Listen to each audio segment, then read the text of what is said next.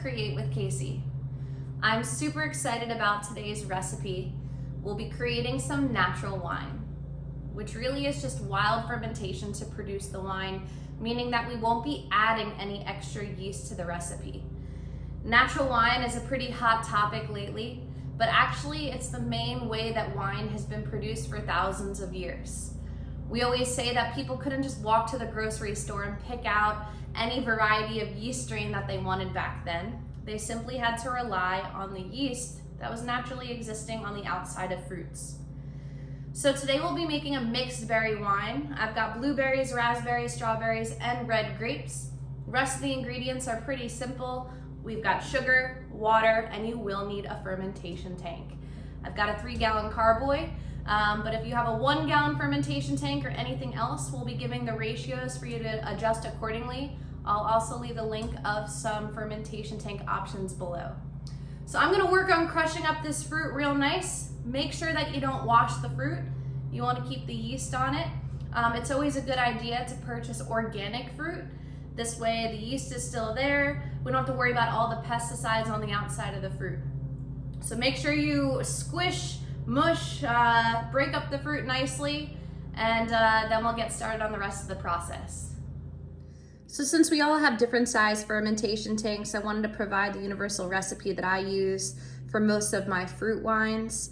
Typically we want 5 pounds of organic fruit per 1 gallon of water, then about 2 to 3 cups of sugar depending on the sugar content of your fruit, which you can look up. And then I always try to squeeze in a little bit of lime or lemon juice just to add that extra acetic acid. Helps a little bit with taste and also preservation of the wine. This is the recipe that I'm using today. We got about 7.5 pounds of fruit with the ratios listed below for each one, per 1.5 gallon of water, about 4 cups of sugar, and the juice of 1 lemon. So something that's important with all fermentation processes, since we're usually actively trying to grow some type of culture, is to keep everything extremely clean. So anything that comes in contact with the fruit or the wine or even your hands, make sure they're being cleaned thoroughly with warm water and soap, and also being rinsed properly. Okay, so this is what the raspberries and blueberries look like all mashed up. For the strawberries, I just cut them into quarters, and we still have to mash up the grapes. You'll see that I've left some of the stems on them. That's okay. The stems will actually give a little bit more of that tannin flavor to the wine. So for the first fermentation, you can leave them on with the mash. The grapes are looking mashed and juicy, and they are ready to go into the fermentation tank as well. So one of the tips I like to use when making wine is I like to add all of the sugar to warm water before adding it to the entire tank. This just ensures that the sugar dissolves properly, and then adding the warm mixture to the fermentation tank actually will stimulate the growth of the yeast. Just be sure that it's not too hot, because if it's too hot, it can actually kill the yeast. So now we have a nice mixture with all of our ingredients, and we're going to take the original gravity to help determine the final alcohol content. And this will be using a hydrometer. And our starting specific gravity as measured by the hydrometer is about 1.052. Do note that pulp can skew your results a little bit, but it's good just to have an idea of the reference starting value. So now it's time to let the first fermentation be on its way and let nature do her magic. It's our job to stir this mixture about 3 to 5 times per day, especially making sure that the fruits on the top make their way to the bottom. This will avoid any mold from settling on top. You can store the tank anywhere in the house that's about room temperature. And our next step is really looking out to see if there's any bubbling or yeast activity happening. So again, that takes about 5 to 10 days. It could take more, but we'll check back in to see what that looks like when it happens.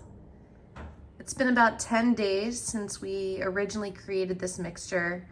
We've seen a real big increase in the bubbling, but over the last couple days, that bubbling has started to decrease, meaning I think it's a good time to now strain out all of this fruit and try to get more of a clear mixture back into the same fermentation tank. After I strain things out, I will want to clean the inside of the carboy a little bit, just make sure I remove any residue before I start the second fermentation.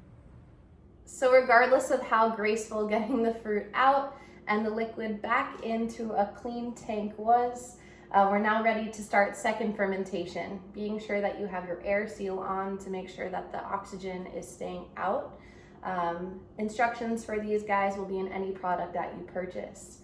We want to place the entire tank this time in a very dark location that's room temperature, and we're really just monitoring the bubbles, the yeast activity. It should take anywhere from 2 to 4 weeks where we'll start to see the sediment settle and the bubbles start to slow down, and that's when we know it'll be ready to bottle.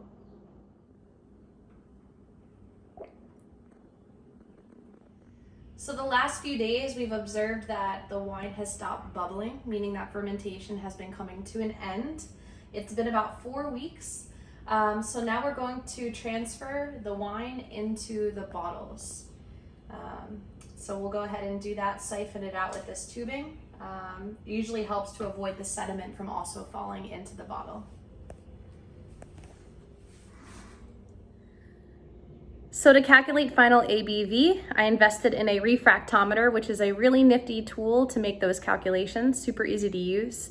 And the calculations tell us that our wine is at a final ABV of 5.5%, which is much lower than most wines, but certainly appropriate for a homemade, wild, mixed berry wine. So we bottled our wine using bottles that we've just saved over the last year or so. Next step is we're gonna put all of them in the refrigerator just to give them a nice chill. And then for 2 or 3 of them, we'll place them in the cellar where it's cool and dry and dark and allow those wines to age.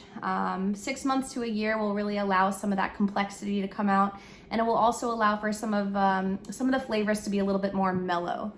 As for the rest of them, we're gonna keep them in the fridge so that they're ready to drink throughout the summer, especially this glass over here. We'll enjoy that tonight, and we'll see how it tastes. So I'd first like to note how beautiful this color is. And it just smells so juicy. You can smell the strawberries, definitely the tartness from the raspberries.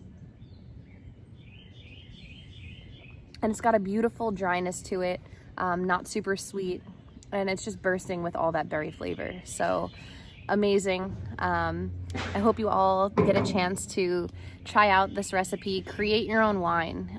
It's such a fun experience. It's really easy to do, and it truly is delicious. So leave any questions or comments below, and happy winemaking.